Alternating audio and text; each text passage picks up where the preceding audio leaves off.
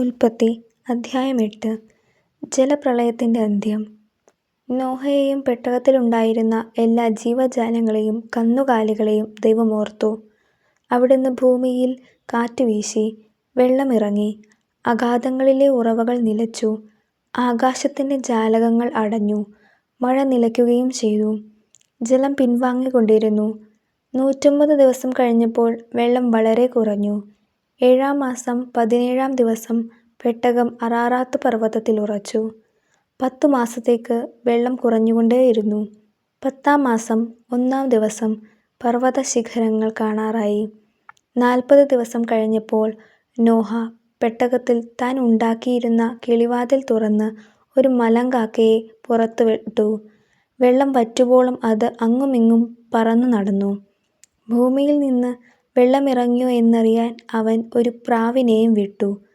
കാലുകുത്താൻ ഇടം കാണാതെ പ്രാവ് പെട്ടകത്തിലേക്കു തന്നെ തിരിച്ചു വന്നു. ഭൂമുഖത്തെല്ലാം അപ്പോഴും വെള്ളമുണ്ടായിരുന്നു. അവൻ കൈ നീട്ടി പ്രാവിനെ പിടിച്ച് പെട്ടകത്തിലാക്കി. 7 ദിവസം കൂടി കാത്തിട്ട് വീണ്ടും അവൻ പ്രാവിനെ പെട്ടകത്തിന് പുറത്തു വിട്ടു. വൈകുന്നേരമായപ്പോൾ പ്രാവ് തിരിച്ചു വന്നു. കൊത്തിയെടുത്ത ഒരു ഒലിവില അതിൻ്റെ ചുണ്ടിലുണ്ടായിരുന്നു. വെള്ളമിറങ്ങിയെന്ന് നോഹയ്ക്ക് മനസ്സിലായി. 7 നാൾ കൂടി കഴിഞ്ഞ് അവൻ വീണ്ടും പ്രാവിനെ പുറത്തു വിട്ടു. അത് പിന്നെ തിരിച്ചു വന്നില്ല. നോഹയുടെ ജീവിതത്തിൻ്റെ 601-ാം വർഷം 1-ാം മാസം 1-ാം ദിവസം ഭൂമുഖത്തെ വെള്ളം വറ്റിത്തീർന്നു. നോഹ പെട്ടകത്തിൻ്റെ മേൽക്കൂര പൊക്കി നോക്കി. ഭൂതലമെല്ലാം ഉണങ്ങിയിരുന്നു. 2-ാം മാസം 27-ാം ദിവസം ഭൂമി തീർത്തും ഉണങ്ങി. ദൈവം നോഹയോട് പറഞ്ഞു, ഭാര്യ, പുത്രന്മാർ, അവരുടെ ഭാര്യമാർ എന്നിവരോടുകൂടി പെട്ടകത്തിൽ നിന്നും പുറത്തിറങ്ങുക. പെട്ടകത്തിലുള്ള പക്ഷികളെയും മൃഗങ്ങളെയും ഇഴജന്തുക്കളെയും എല്ലാം പുറത്തു കൊണ്ടുവരിക. സമൃദ്ധമായി പെരുകി അവ ഭൂമിയിൽ നിറയട്ടെ. ഭാര്യയും പുത്രന്മാരും അവരുടെ ഭാര്യമാരുമൊത്ത് നോഹ പെട്ടകത്തിൽ നിന്നും പുറത്തു വന്നു.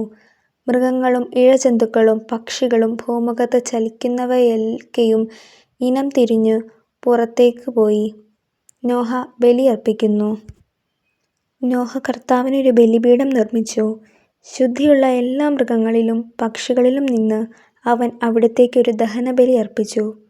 ആ ഹൃദ്യമായ ഗന്ധം ആസ്വദിച്ചപ്പോൾ കർത്താവ് പ്രസാദിച്ചരുളി, മനുഷ്യൻ കാരണം ഭൂമിയെ ഇനി ഒരിക്കലും ഞാൻ നശിപ്പിക്കുകയില്ല.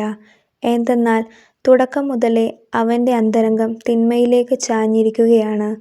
ഇപ്പോൾ ചെയ്തതുപോലെ ജീവജാലങ്ങളെയെല്ലാം ഇനി ഒരിക്കലും ഞാൻ നശിപ്പിക്കുകയില്ല. ഭൂമിയുള്ളിടത്തോളം കാലം വിതയും കൊയ്ത്തും ചൂടും തണുപ്പും വേനലും വർഷവും രാവും പകലും നിലയ്ക്കുകയില്ല.